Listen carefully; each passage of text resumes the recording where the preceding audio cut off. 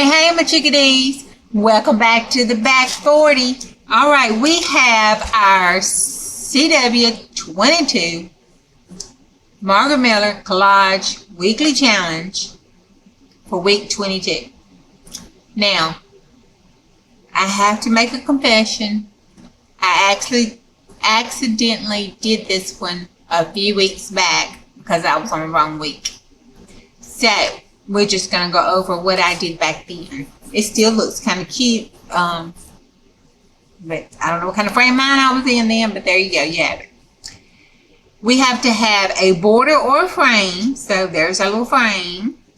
Something found in a library. There is a map, so an atlas.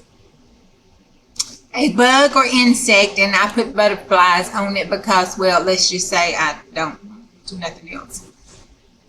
A piece of newspaper, a short comic newspaper. Stitching, real, drawn, or stamped, and there is some that I drew, some zigzag stitching down, hold the newspaper on the paper. And the bonus was paint splatters, and there was our paint splatters. So that is our weekly collage.